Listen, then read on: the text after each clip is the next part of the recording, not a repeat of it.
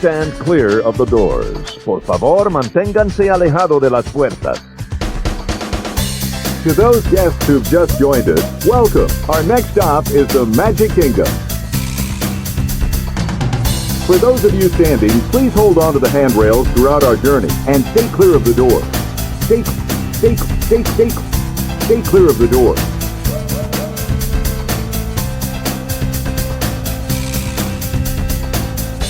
Ladies and gentlemen, we are approaching our station at the entrance to Main Street, USA.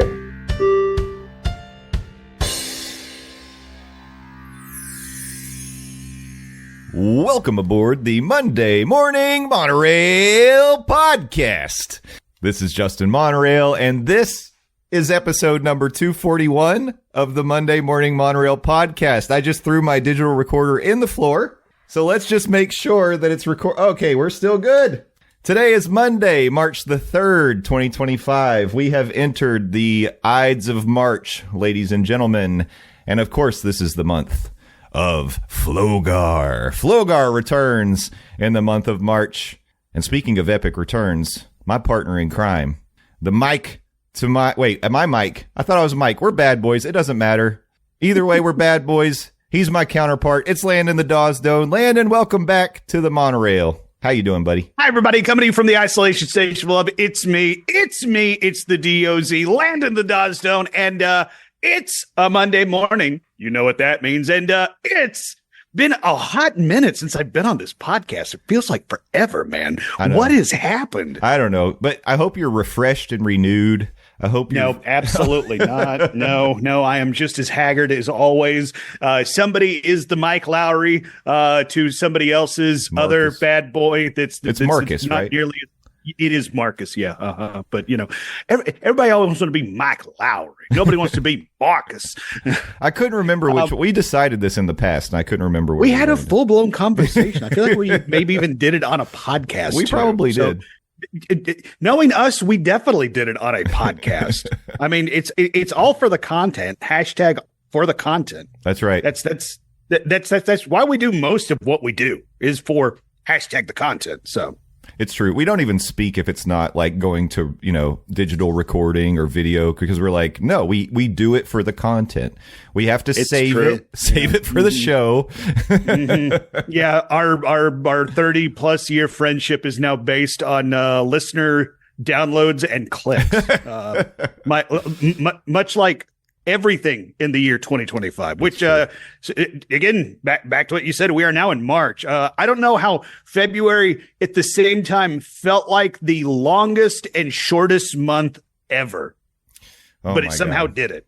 It did. February, you so crazy. It did. I'm surprised it's not already November at this point. This feels like the 2025 has been 5 years long already. But it's a good year. We've got a lot of good things ahead of us. I mean, next month, we're now less than a month away from your 40th birthday. And of course, we have a big event planned for April 1st, 2025. It's coming up. If you're following us on social media, I hope that you saw the updates. Landon shared the link for Living with the Landon, and we'll talk about it more as the show goes on. But don't forget, we're raising money for a super good cause. It's the Second Harvest Food Bank of East Tennessee Food for Kids program.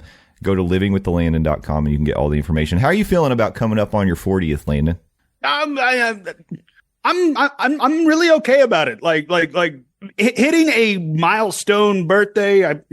I was going to say me using hand quotes doesn't really translate to a podcast, but if you're watching us on YouTube, it absolutely does translate. Right. Hitting a milestone birthday doesn't really faze me. I'm going to be honest.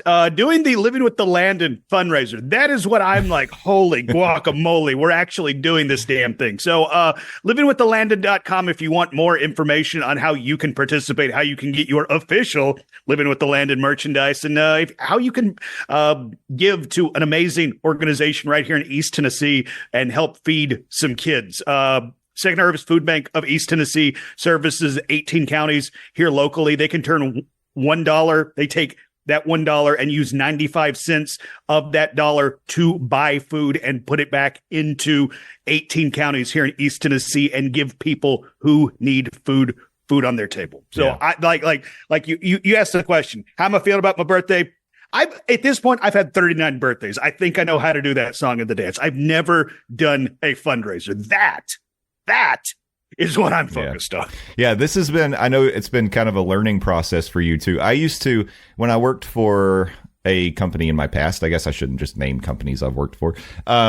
I used to name companies that you haven't worked for. Oh, okay. Amazon. I've never worked for Amazon. Okay. All right. I've never worked for What about Zaxby's? Procter and Gamble.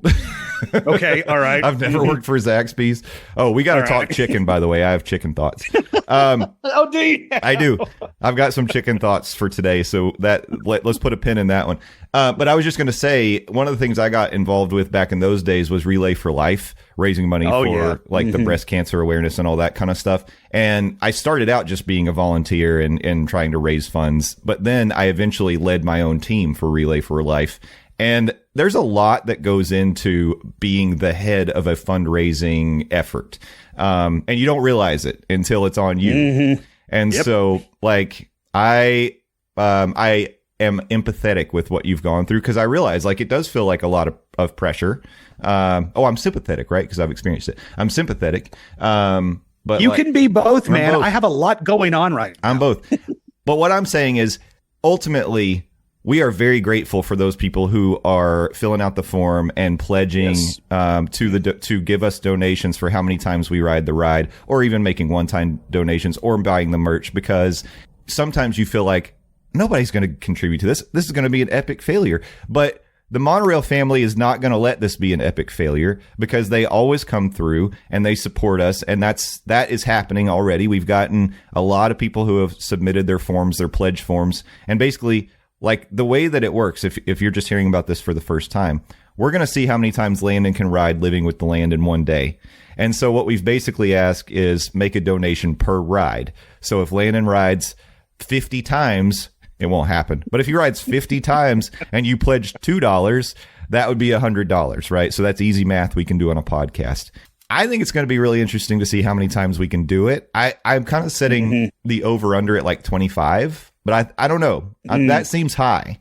That does seem high. And just based on the amount of time that it takes to get through the attraction and just how long the hours are on April 1st, I feel like if you're a betting man, take the under on that. But take your winnings and donate those winnings to Second Harvest Food Bank of East Tennessee. And you can do so at secondharvestetn.org. And Jay threw out a number, $100, for example, if I was to ride it 50 times and you donated $2 per ride. Did you know that Second Harvest Food Bank, for $100, they can feed one kid for a calendar year with that $100? Wow. $100, but it doesn't have to be $100. No. You can give $10 and you can make a world of difference to a child here in East Tennessee. So do so by visiting livingwiththelandon.com, sign up, pledge, get your merch, because anything past the cost of merchandise goes directly to Second Harvest Food Bank of East Tennessee. And you get to be walking around your hometown and people will be like, hey, look at that person with that dope ass t-shirt or coffee mug or hoodie. Yep. Mm-hmm. Yeah. You'll be the envy of everyone in town for sure. Yep. With your Living with the Landon merch. So again, livingwiththelandon.com. There's a form you can fill out at the bottom of that page to make your pledge or make your one-time donation. Again, I'll reach out after the event to all of you through email and let you know how many times Landon completed Living with the Land, and we will go from there. I'll give you the instructions on how to donate. But thank you so much again to the people who have already thank you contributed. Thank you. And looking forward to it. We're heading. Oh my God, this is less than a month away. Yeah, we're gonna do it. It's gonna be so much fun. We're gonna have a blast that day. We're gonna make the most of it. And by the end of it, I'm sure that the monologue for the ride will be just like burned into our memories for the rest of our life. So I am kind of afraid. Am I going to get off Living with the Land at the end of the night and be like, I hate this attraction? No, that's never going to happen. Although I could imagine us napping through a couple of the rides. I mean, it may happen. You just naturally sort of doze off. And then you're like, oh, yeah. Well, I mean, hey, that's the nice thing about this kind of a marathon. You can't nap through like a Run Disney marathon, but you could absolutely nap on a Living with the Land marathon. Which speaking of, apparently there's a Run Disney marathon happening while I'm going to be down for Living with the Land. And it's not on April 1st, thankfully. But yeah, we have some of our lovely listeners who are going to be down running in that type of marathon. I will not be participating in that type of marathon. No. To your point, a marathon where I can maybe nap through. That's more my speed. All right. Well, that's going to be very good. And we'll talk about it again at the end of the show because we're getting so close. I just wanted to spend a little time today talking about that to make sure people have it fresh in their minds. Speaking of fresh in their minds, Landon, last week there were a couple pretty huge headlines that I talked about on the show, and I felt like it would only be right to kind of give a chance for you to sound off on these because everybody heard my opinions, you know my thoughts, but these are pretty big announcements, and I wanted to know what you thought about it from your perspective. So let's start with the Disney Springs announcement. Level 99 confirmation is going to be coming in, taking over the building formerly known as the NBA Experience, formerly known as Disney Quest. Wait, what happened to the NBA experience? The shot clock expired. From downtown. Yeah, it is March Madness time. So level 99 coming in, and now we've done, we've learned a little bit about what this company is, what they do, what they bring to the table. What are your thoughts on this announcement? How are you feeling about level 99 taking that spot in Disney Springs? I think level 99 could be a cool thing to do a couple of times. I think the people that are out there saying, oh, this is just Disney Quest 2.0, I think they need to slow their roll and actually look into what level 99 is. Yeah. This level 99 is more a experience like an escape room type situation as opposed to like an arcade situation. Yeah. They might have arcade games, maybe. They might cater to some of that because of the crowd they're going to see down at Disney Springs. But just, I mean, like everything that I've seen about level 99, because there are other level 99 locations throughout the country, it's all about these physical and mental challenge sets that people and their teams and their friends can do. It's all 2 to 6 people. Mm-hmm. It's not necessarily you and your buddy playing NBA Jam, right? Going back to the NBA Experience or something like that. This is not a barcade situation. This is not a Disney Quest situation where you would just go in and it's like, okay, cool, I'm going to play Wreck-It Ralph. Mm-hmm. And that's how I'm going to spend my day. It's like, I think level 99 is cool. Is this something I'm going to go out of my way to do? Maybe not necessarily, but then again, it's like going back to Disney Quest. Disney Quest wasn't necessarily something that I went out of my way to do, but I found myself when I was in Disney Springs on a rainy day where it was one of those Florida days where the weather was not participating in my plans. And it's like, okay, we waited it out for 45 minutes, and not only did the rain not stop, it got worse. So I guess this is just the type of weather we're dealing with today. So we're going to have to pivot from the parks because we don't want to walk around in a poncho and get our shoes and socks wet. So what do we want to do? We went to Disney Springs, and Disney Quest was, I thought, the perfect answer to those type of rainy days when you're down at the parks and you don't want to be drenched from head to toe. I think level 99 could be that answer. I think in that instance, it could be Disney Quest 2.0, but this is not a straight up replacement, like carbon copy paste of Disney Quest 2.0. I think it's a different experience. It could be cool, but then again, I don't know if this is something that I'm going to specifically book a trip to Disney Springs for. Yeah, that makes sense. Does that make sense? Yeah, absolutely. Okay, right. Yeah. I think your thinking is going to be in line with a lot of people. Not maybe, but there may be some people who definitely say, oh, on my trip, I want to try this out, because I think it is going to be sort of a unique experience. It's not just an arcade, like you said. No. It's not just a barcade. So there are some people who are maybe more gaming inclined or like competitive natured that are like, oh, me and my friends, we're going to do this. It almost seems like it would be fun if, say, people were taking like or I was going to say like bachelor or bachelorette parties, because there are going to be like a multi-level bar will be there.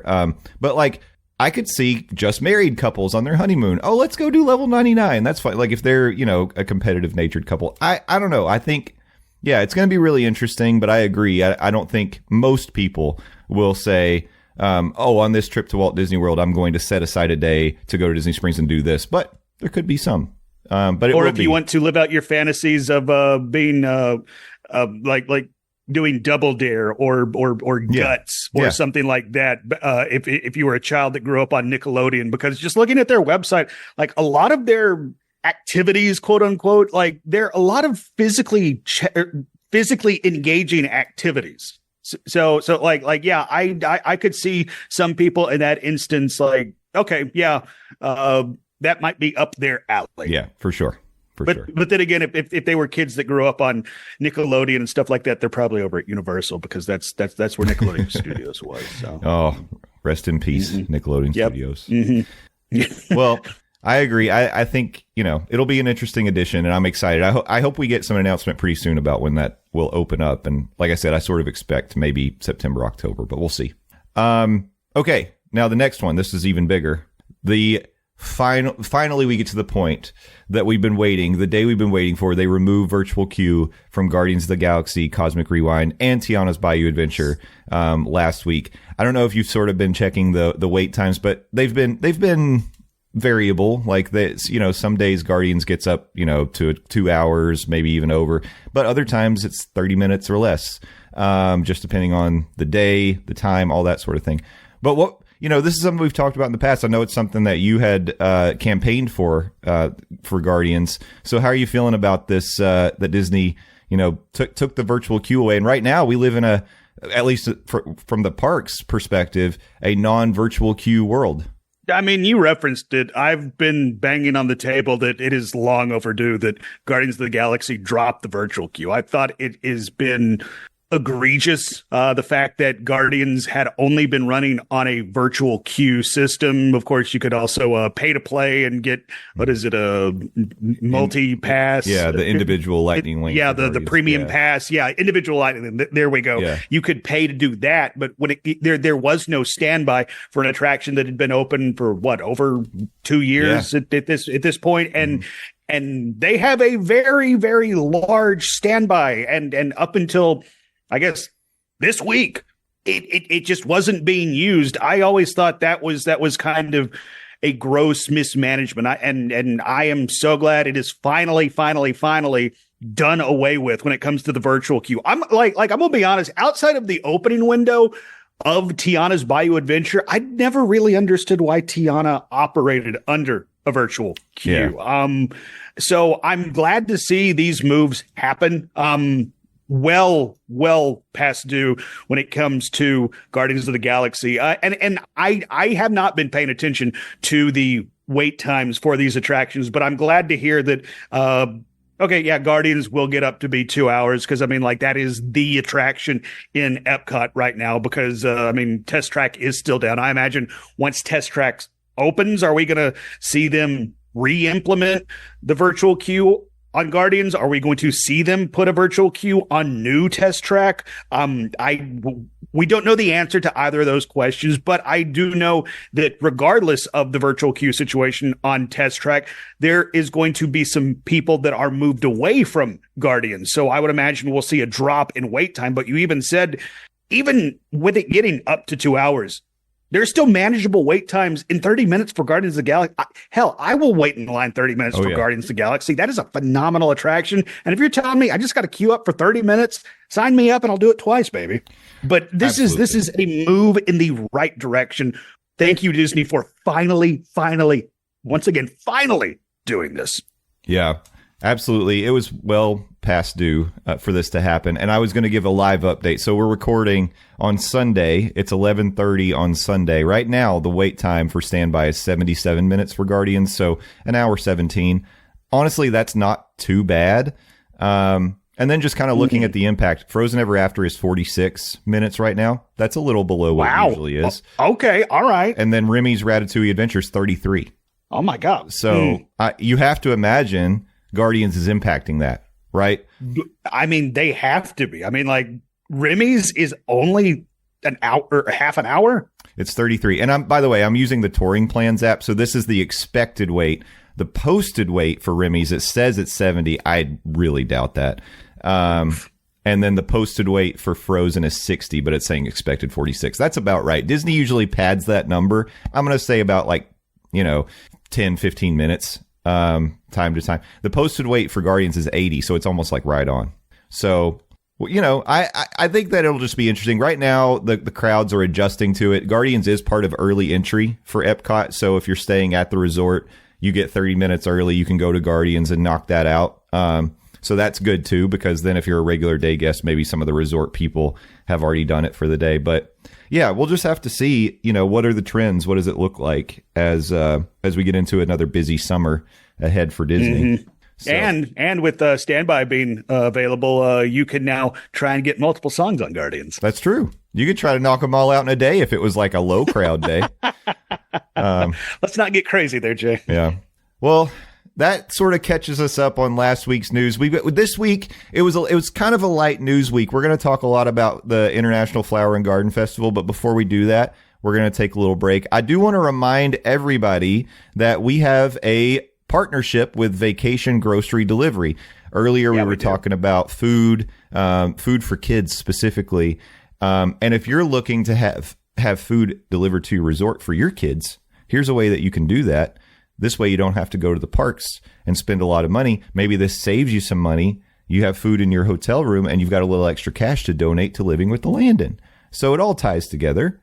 How do you do that, you ask? Well, I'll tell you. You visit vacationgrocerydeliveries.fl.com. This is a company that's run by former Disney cast members. They get you. They're one of us. And they will deliver not only groceries, but also strollers, coolers, birthday cakes, other things you need. They'll deliver beer. Whatever you want for your room. Perfect. Easy online ordering with item-specific notes for preferences, flexible service for non-grocery items. They have a special water delivery option for $4.49. Their fees are $25 for delivery plus 5% service fee, and a $20 activation fee applies, but it's refunded after your payment for your order. Make sure you use the code DISMORNINGS on checkout. You get $5 off any grocery order or $10 off any 2 items on the Magical Extras. Make sure you finalize your orders at least 3 days before you need them delivered, and you'll be all set. Thank you, Vacation Grocery Delivery. Virtual high five. You're a great affiliate. Yeah. We love being partners with you. All right, we're going to take a break. When we come back, we're talking FLOGAR. So stick with us. We're jumping into the news.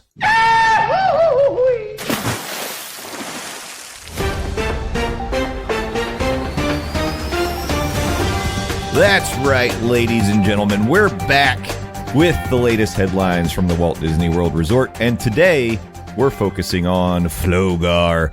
Epcot's International Flower and Garden Festival begins this week, March the 5th, and will continue into the first week of June. And I'm very excited. I love this festival. It's great. But I will say, I'll only put it in the top 4 of my favorite Epcot festivals. Whoa. Careful going out on that limb there, buddy. But it is really good, and there's a lot of things to enjoy as part of the Flower and Garden Festival. It will be going on while we're there for Living with the Landon, so anyone who will be in attendance won't get to enjoy any of it because we'll be in the Land Pavilion all day long. But no. Well, I mean, you can...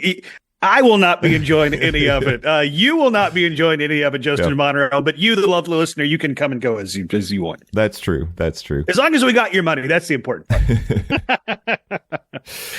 But I wanted to talk just a little bit about it today. We've gone through all of the fun aspects of Flower and Garden in the past, but I kind of wanted to just chat a little bit about some of the fun things that keep people coming back to Flower and Garden year after year. And one of the things, of course, is the foodie guide, which we'll save for the last part of the discussion. But let's start by talking topiaries. I think when people think about the Epcot International Flower and Garden Festival, they think topiaries. We've got a couple new ones this year. They've actually added Moana and some characters from Inside Out 2. So I'm pretty excited to see that. Shocker that they've added Moana to the topiary lineup. You know, it's about time that Moana has a presence inside the parks. That little little movie that could finally gets itself in the parks. Finally, some representation for Moana. That's right. Yeah. So, and I believe Moana is going to be kind of front and center this year. And the other thing that was kind of exciting to see is Phineas and Ferb will have topiaries returning for the first time in 8 years. That's kind of interesting. They've been gone for a long time. I wonder, what it is that's bringing them back. When we previously talked about Flower and Garden, I mentioned last year probably my favorite topiary was the Groot topiary holding the cassette. Oh, that is so cool. We didn't know for sure if it's coming back, but it is. It's going to be near the Connections Cafe, along with a lot of other things. Of course, Kermit and Piggy are still hanging around. We've got characters from Wish, Encanto, Coco, Lion King, Tiana, Anna, and Elsa. They're all going to be there. Landon, when you go to the Flower and Garden Festival, do you sort of make it a point to try to see as many of them as you can? Oh, most definitely. Yeah. When I'm down for Flower and Garden, or as we lovingly refer to it on this podcast, FLOGAR, I go out of my way to see the topiaries. I've said it on previous podcasts. These topiaries are pieces of art, and it's amazing what Disney can do with just flowers and turn them into pieces of art. They can bring them to life. These characters that we love are now right in front of us. It's like, yeah, you mentioned Kermit and Piggy. Obviously, Encanto has a presence because, hell, one of the characters, their powers is flowers. So why wouldn't they have a representation in Flower and Gardens? But it's like one that always stands out for me is there when you're walking towards the England part of the World Showcase. And I assume that's where it's going to be this year, because that's where it's always been, at least for me, is the Peter Pan and Captain Hook and the alligator or crocodile, rather. Whatever. They're the same thing. Don't tell me otherwise, nature. But I just love that topiary, and they're so dang cool. You can spend an entire day in Epcot, and if you just walk around the park looking at these topiaries and do nothing else other than grabbing a drink while doing so, I think that is an amazing way to spend your day in Epcot. These topiaries are incredible. And I didn't realize that Phineas and Ferb ever had any representation in the form of topiary, because Phineas and Ferb, I'll admit, is kind of one of those blind spots for me, because I was a little bit older when Phineas and Ferb made its, debut, and I didn't have any kids to watch it with. So I don't know a whole lot about Phineas and Ferb. I know of them, but I definitely didn't know that, they had topiary representation at any point. And the fact that they're coming back, just because it's not for me doesn't mean it isn't for somebody. So I think it's cool that they are returning nearly a decade later and are going to be in this year's Flower and Garden Festival. Yeah. Having children that were the right age for Phineas and Ferb when that was, really big and popular on the Disney Channel, I got to experience a lot of that show. I love it. I think it's a show that adults would appreciate. Obviously, it's a show made for kids, but there's so much care and creativity that went into that show to make it interesting and fun. I love the music of that show. That's a big part of the show. And so I was always a big Phineas and Ferb fan. And, I'm happy to see them come back. I'll be honest, I haven't really done much of the Huey, Dewey, and Louie, the DuckTales World Showcase adventure that's going on now. But I used to love doing the Agent P World Showcase adventure. Right. Okay, all right. Yeah.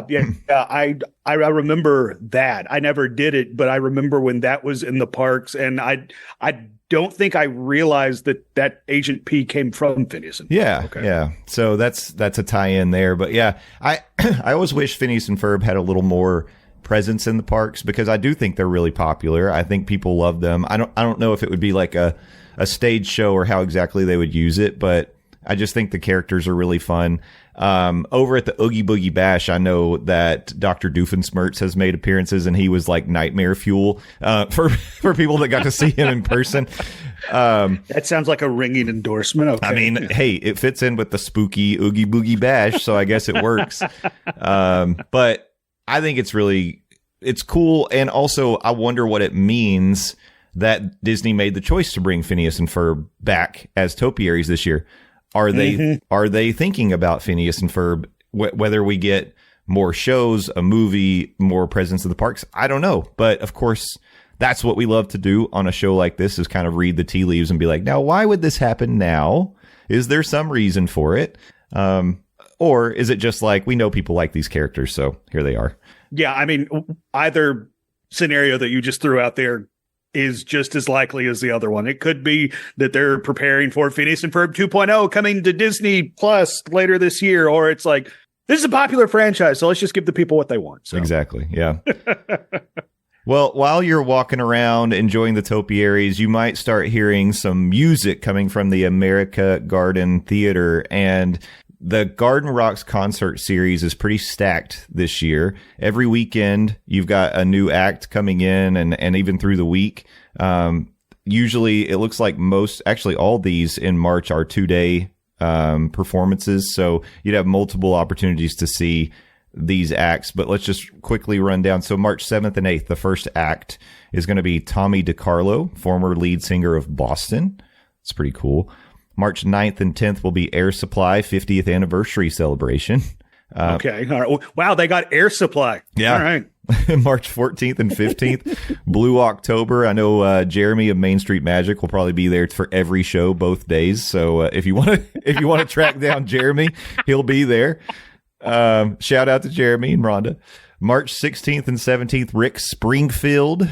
March 21st and 22nd, Herman's Hermits starring Peter Noon. I believe that's pronounced Peter No One. No One.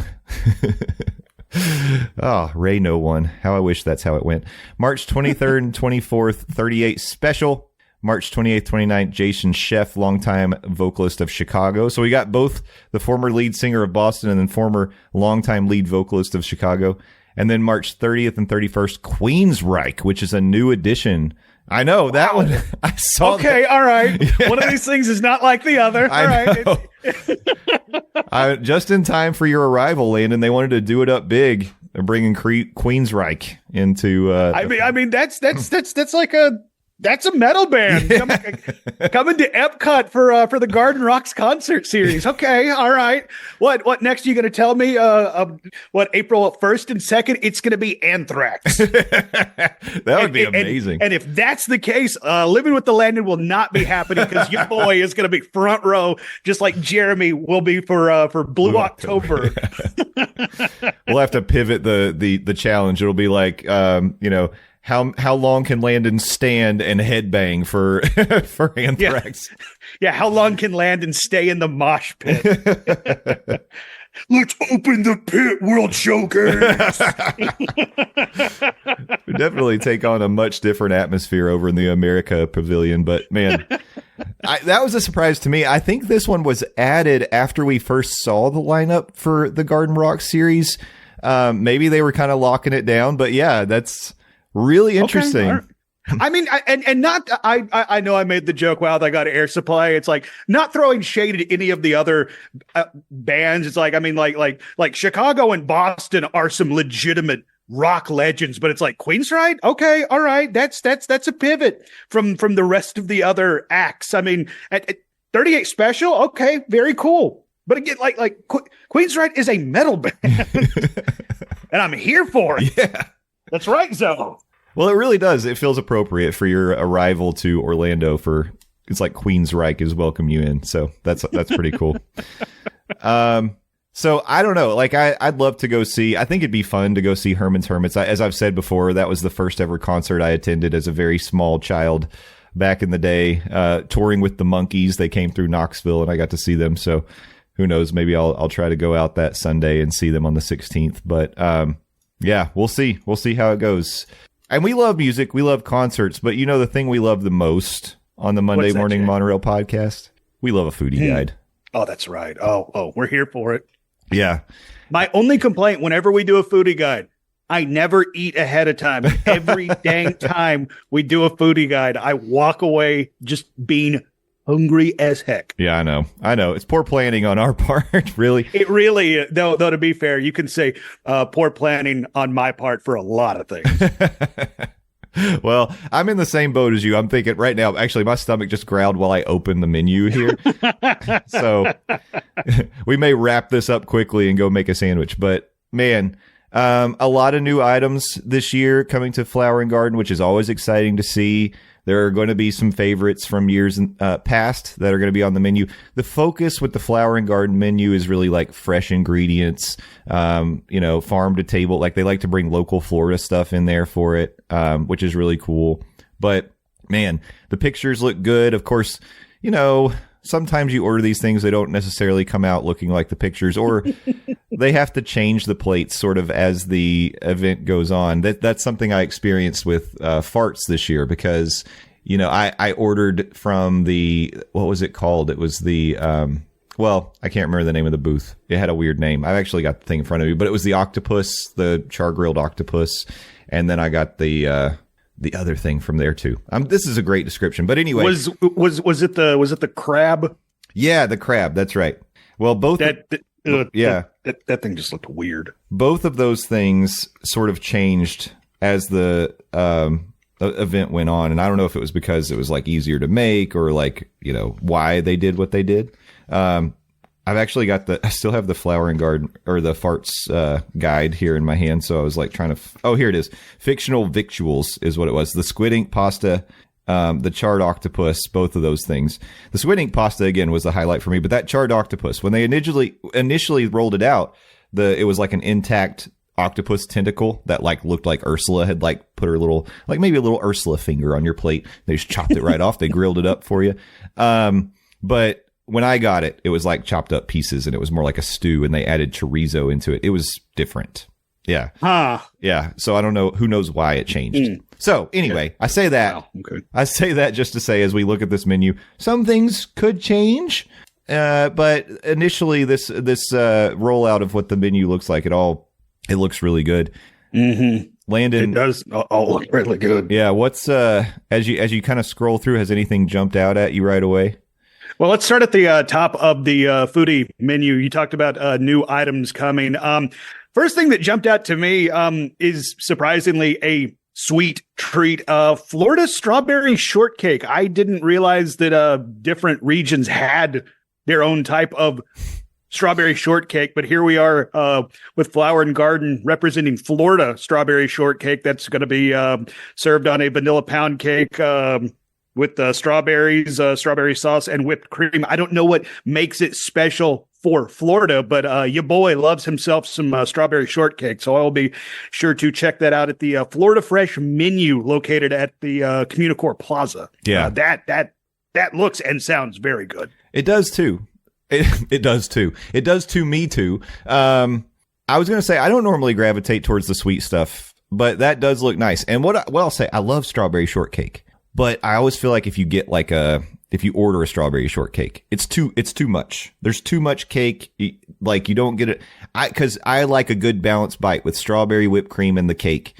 This to me looks like it's going to be a very good balance because you get a kind of a small bite of cake. There's several strawberries on there and you get a nice little dollop of whipped cream. So you could almost make a couple perfect bites and that would be enough for me. Exactly. And if you want to continue on with the, I guess berry, tour of your taste buds. They're also at the Communicore Plaza in the Florida Fresh menu. I don't know how I feel about this one. I'm more intrigued than I am. Oh, hell yeah, I'm going to slam one down. It is a watermelon kolsch. It is the Berry Omegang Melon Falls watermelon kolsch. Yeah. Like kolsches to me are hit and miss, but then when it's a watermelon prevalent kolsch. Yeah.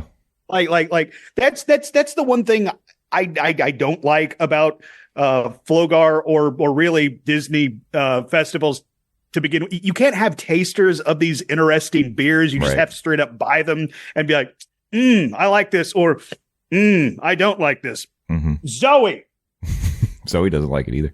Sorry, I meant to mute my mic as Zoe wandered into a place she's not supposed to. But at the same place, If you want to maybe pair your strawberry shortcake with another strawberry shortcake something, there is a Southern Tier Brewing strawberry shortcake imperial ale. Yeah. Once again, it's like I'm intrigued.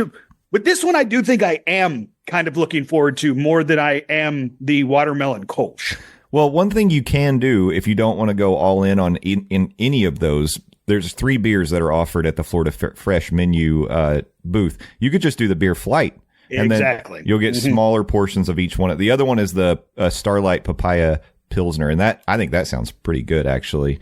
I would do that. I'd do a flight of the watermelon Kolsch, the Papaya Pilsner, and the Strawberry Shortcake Imperial Ale, because I do like a sour sometimes. I like beers that have a little fruit to them, but I don't like a lot of them. Like, just give me a little taste.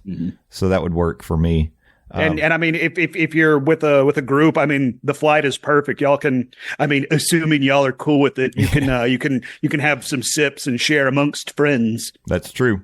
Yeah, I had my eye on the conch fritters with the key lime aioli. That's a new item there at the Florida Fresh. I haven't had. Ask a dumb question. Yeah, sure. What is conch? So it's the meat that comes out of that. You ever see like when people blow into a conch shell? You know, they're like the big, really cool shells that you would find on a beach, maybe very, very early in the morning.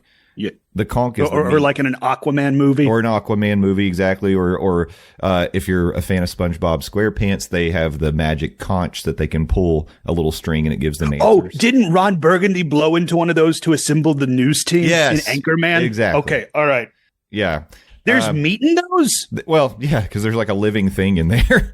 And so wow, nature's wild, y'all. And I think I say it both ways. Some people say conch, some people say conch. I think the right way is conch, but you know, it's definitely more fun to say conch. It sounds like a onomatopoeia, so that's fun. But that looks good to me. I'd like to try. It's been a long time since I've had conch fritters. That does look good. I was again, I had no idea what it was, but just by the picture, it's like, yeah, okay, I wouldn't mess with that, especially with some key lime aioli. Okay, yeah. And just to finish off the Florida Fresh menu, they've got a Cubanito sandwich with Mojo marinated pork belly, ham, Swiss cheese, pickles. You can't go wrong with a Cuban sandwich. So I would definitely. Ooh, that sounds great to me. That really does. Honestly, sound good. It's like, I'm so hungry. Yeah, just walk up to the Florida Fresh menu and say yes. Give me all of it. Yeah, the flight, all three of the foods. Yeah, give it to me. Hit me. And well, I mean, we might as well finish it off. The other beverages are a cucumber watermelon slushy for the non-alcoholic option, and then a cucumber watermelon slushy with gin for the alcoholic option. Yep. Sounds good. Like you said, just walk up and say yes. Okay, I'm going to shock some people here. Here we go. Yes, I, in fact, do eat vegetables. And yes, as a matter of fact, this is something I would go out of my way to do, available March 5th through April 5th, while I'm down for living with the Landon, at the Epcot Farmers Feast menu, also available in Communicore Hall. The grilled asparagus comes with bacon, peas, lettuce, a truffle sherry vinaigrette, and a soft poached egg. That is a new item. And I'm surprised that Disney is giving us eggs. I don't know if you've been paying attention to the news. We are apparently in the egg apocalypse. Eggs have run out. We're getting ready to enter the egg wars. So go ahead and decide whose side you're on. But I am really looking forward to it, and the picture looks great. Yeah, absolutely, man. Well, you know, just because the price of eggs has gone up, eggs are rare now. Oh God, what is Disney going to charge for? Well, that's what I was going to say. They don't have, sweet Jesus, they don't have the price listed here, so I imagine this is going to be the most expensive item on the Flower and Garden menu. Yeah, a cast member is going to be at the front of the line with like a chain, just whipping people. Get back. Yeah. Or they're going to do a credit check before they even let you order that item. They're like, you have to take out a small loan before you can get the grilled asparagus. So another sweet item catching my eye here at the Epcot Farmers Feast, that blueberry crumble cake with blueberry lemon zest, soft serve, and blueberry compote. Yep. Yeah. Your boy is definitely going to be having that too. If you like a little sweetness with your salty and savory taste, you can go to the springtime menu. This is available April 6th through May 3rd. The grilled peaches and burrata with prosciutto, petite lettuce, micro mint, and sweet tea lemon gastrique. Wow. That sounds like a flavor adventure, and I am willing to try it for sure. Put me on the list. I'll do it. That does sound good. Another new item that's going to be available April 6th through the 3rd, May 3rd, rather, springtime menu is going to be the warm corn cookie. That is sweet corn, soft serve, creme brulee corn, lime zest, and a white chocolate. So that is another sweet treat. It's going to be available at the springtime menu. Bruleed corn. Right? What is that going to taste like? I didn't know you could do that. I'm interested in it. Sweet corn soft serve bruleed corn. I mean, if you like corn, look no further. I do like corn, and I'm glad you brought up corn. This isn't a new menu or a new item on the menu. Actually, it's not a new item on the menu because it's just a new place to go, period. It is the Beach Grub menu located between the World Showcase and the Imagination Pavilion. You know how your boy feels about the street corn in Animal Kingdom? Yep. Grilled street corn on the cob with savory garlic spread and cheese. Now, the reason I hesitated on the cheese is there are quotes. Yeah, I don't know what that is, but I'm willing to find out. This is a vegan option, I think, because that's going to be plant-based cheese. Well, corn is plant, dummy. Yeah, but cheese is not. Yes, it is. Well, this cheese will be. You get it off the cheese tree. So that's interesting. I mean, a little vegan option. It's good. It's good that they offer all kinds of these different options for people with different diets and requirements. So that's something that you could try. They got another plant-based item up at the Citrus Blossom menu. They've got a lumpia with plant-based pork, green papaya salad, and yuzu sweet and sour. Lumpia is delicious. If you've never had lumpia, it's basically Filipino egg rolls. They're like smaller, and they usually have a very crispy crust. Like it's almost like a phyllo crust, and they're so good. I would absolutely be willing to try, and I'm always open to trying the plant-based stuff for sure. But this is like another option if you're vegetarian or vegan. You can get that lumpia. Ooh, that looks. And so, by the way, if I'm getting that, I might as well go ahead and get that orange sesame tempura shrimp and orange chili. Seriously, yeah. Oh. The pictures for the tempura shrimp just, oh my gosh, look so good. Yeah, I will take 2 orders of that with the orange chili sauce. I bet you that's like a bang bang sauce is basically what that is. I would imagine so. Yeah, and that is not a bad thing in this podcaster's opinion. I actually we'll tried eat my body weight in bang bang shrimp. Last weekend. We went to Animal Kingdom and I tried it was like the fried bang bang shrimp from the Yak and Yeti street food, like the counter service at Yak and Yeti. And it was really good. I liked it a lot. It was a decent sized serving and it had good flavor. The sauce was good, and that's what it's really all about with the bang bang shrimp. So I'd recommend that. If you haven't had it, you should try it out if that's something you like.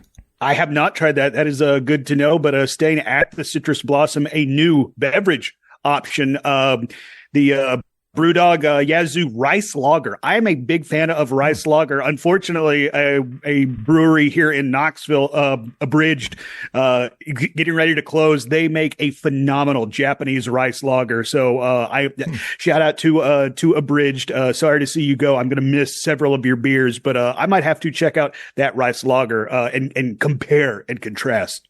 Yeah, this is another booth where you can get a flight. So you can get that Orange Blossom hard cider, you can get the Yuzu rice lager, and you can get a lemon meringue blonde fruit beer, which is that sounds like it would taste like cake to me. Yeah, I don't know if I'm signing up for the beverage flight there. I might just be good with the rice lager. Yeah. I mean, man, I bet you. Oh, that one's in the Odyssey. That's why. Okay, so it's pretty typical that at the Odyssey you can get like a beer flight. They usually have several options there for each festival, so that makes sense. Citrus Blossom, located in the Odyssey, good options all around. We got a couple new things also. It's another brand new booth, the Yacht Grub menu. Now this one it's kind of like a tip of the cap, I think, to the Yacht and Beach Club. It's like inspired by that. So you can get a trio of dips and chips, caramelized onion dip, whipped feta dip, and pimento cheese with house-made potato chips and caviar. Very classy. Put your pinky up while you eat that one. And then meat assorti, beef bresaola, prosciutto, ham, salami with baby arugula, pickled mustard seeds, tomato jam, truffle oil, and grilled ciabatta. All you have to say to me is truffle oil, and I'm like, I'm in. Give it to me. I love truffle.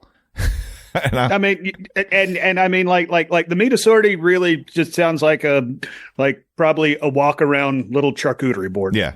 Because that's really what it looks like. You get your assorted meats with your jams and oils, and according to the picture, a couple toast points. So yeah, If you like charcuterie minus the cheese, this is exactly what it is. Oh, and speaking of flights, if you want to class it up a little bit, they offer a flight at this booth, and it's all sparkling cocktails. So Ooh. the three, seriously, pinkies up, people. There's going to be an elderflower sparkling cocktail. If you've ever had Saint Germain, I've got a whole bottle of Saint Germain here. I don't know what to do with it, but maybe this will. That feels like too much Saint Germain. It'll inspire me to do something, because sparkling wine, club soda, and Saint Germain, that's easy enough. I could do that. A lemon sparkling cocktail with that uses limoncello liqueur, and then an orange sparkling cocktail with Aperol. Well, so basically, this is an Aperol spritz. That's okay. All right. That's why did they not just call it that? It's sparkling wine, Seagram's club soda, and Aperol. Is that not an Aperol spritz? That's what an Aperol spritz is. Because it wouldn't stick with the blank sparkling cocktail theme. I guess so. And they have to be able to sell it as a sparkling cocktail flight. Well, now this makes me wonder if one of these other ones is a Hugo Spritz, which I had last summer. I had a Hugo Spritz, and I like that better than the Aperol Spritz. While you mentioned something you'd like to have, I'm going to do a little Hugo Spritz research. While you do that, you can go to the Yacht Grub menu that's located at the walkway between the World Showcase Pavilion and the Imagination Pavilion. Yep, that's right. Let's see. Another thing that I would like to partake. I know I just talked about the corn a little while ago at the Beach Grub menu. I want to head back there, as a matter of fact. The seafood bake with shrimp, mussels, clams, andouille sausage, red potatoes, corn on the cob with butter, white wine broth, and grilled sourdough. Mm-hmm. That's not a snack. That is a meal right there. That's a snack that eats like a meal. oh, sign me up for that. Now, that is a new option too. Yeah. So I would love to try that. And that sounds big enough that you could share with the group you're with. Absolutely. Yeah. I looked it up, by the way, and I can confirm the Saint Germain sparkling cocktail is a Hugo Spritz. Well, how about that? Yeah. So you get your Hugo Spritz and your Aperol and then a limoncello, which I'm sure is called something else, but they're just calling them blank sparkling cocktail. But anyway, that answers the question. And when I think about sparkling cocktails, it makes me think of brunch. This is one of my favorite things about the Flower and Garden Festival. They have a whole booth called Brunchcot. Yeah, they do. And so if you go to Brunchcot, you can get avocado toast, which is very, millennial of us. You can get shrimp and grits. Oh, God, I love shrimp and grits so much. And you can get biscuit and gravy. Now, asterisk, it's plant-based. But I had this last year. I thought it was good. It's definitely not as satisfying as because biscuits and gravy is all about fat and grease. That's a day after. Yeah. That's a day after drinking food right there.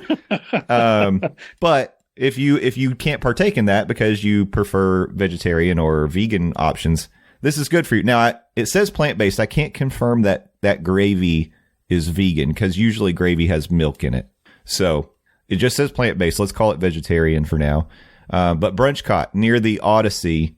So go check that out. I'll be there. You'll probably find me over there. I'll just be hanging out at Brunchcot.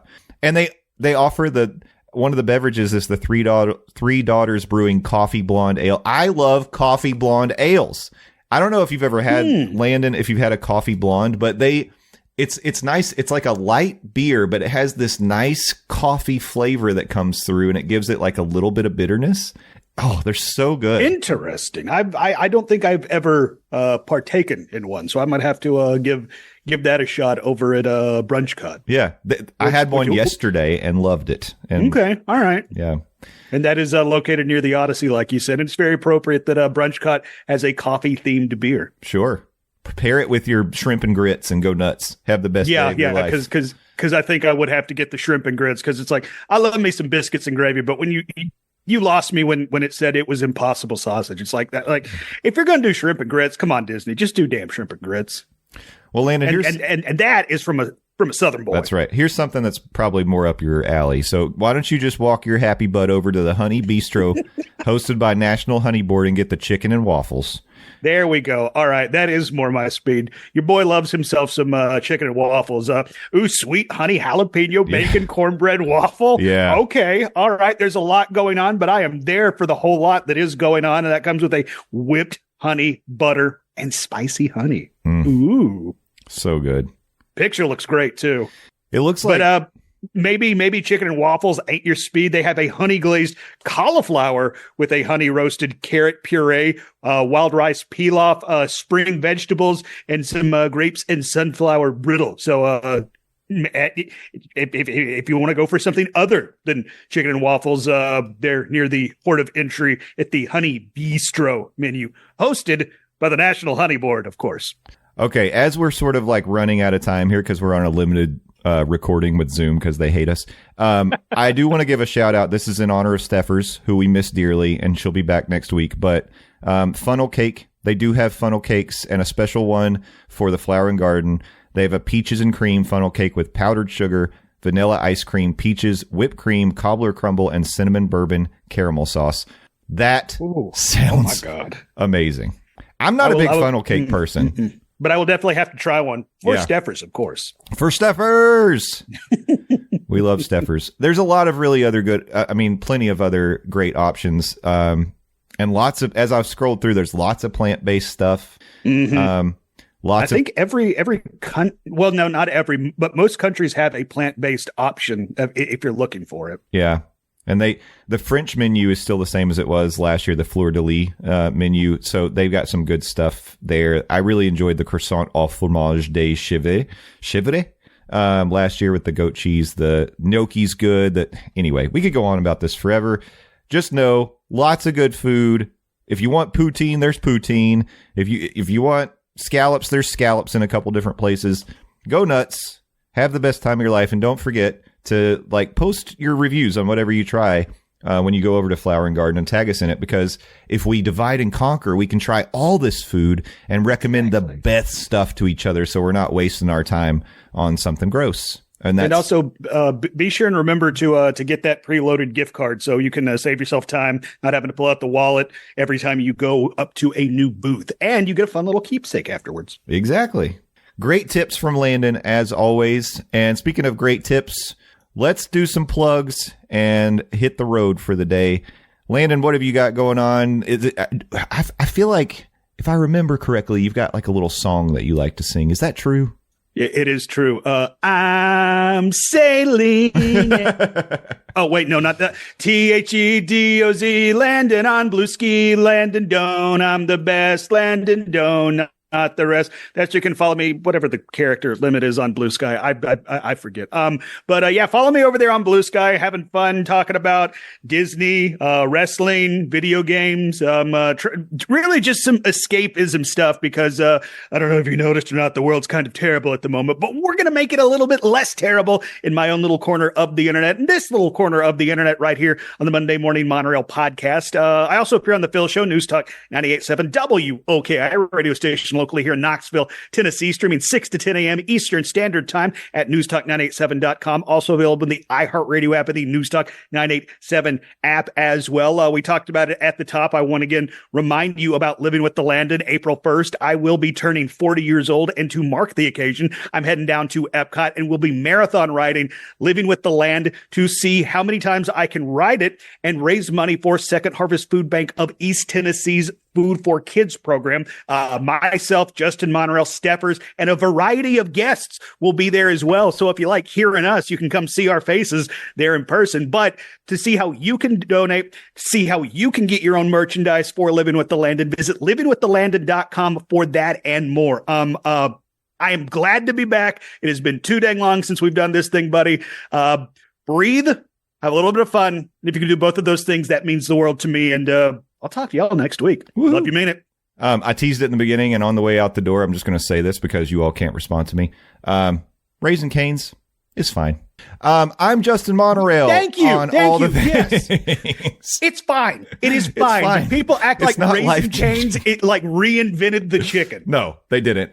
The toast is fine. I'll give them this. The sauce, the cane sauce, is good. Okay. Yeah, the cane sauce is good. But the tenders, the bread, also the fries are not good. So the tenders are fine. The bread's fine. The fries are not good. Sauce is good. I'm Justin Monorail on all the things. Justin Monorail without a space on Blue Sky. Justin_Monorail. We are all over the place as Morning Monorail. At Morning Monorail, Instagram, TikTok. You can find us on YouTube. Monday Morning Monorail on YouTube. Go subscribe. You can see our faces. We have a Monday Morning Monorail fam on Facebook, all kinds of things. So hang out with us all over the place. Next week, I think Sneffers is back. I think we'll be back to full speed, and we'll be back and better than ever because we won't be on a limited recording time. Yeah, we could use Steffer's Zoom instead. But we love you all so much. Thanks for being part of the Monorail family. Thanks for being part of Living with the Landon, livingwithlandon.com. And until next week, thank a team member, thank a cast member, be excellent to each other, and party on, dudes. We'll see you next time. Bye-bye. Okay, bye-bye.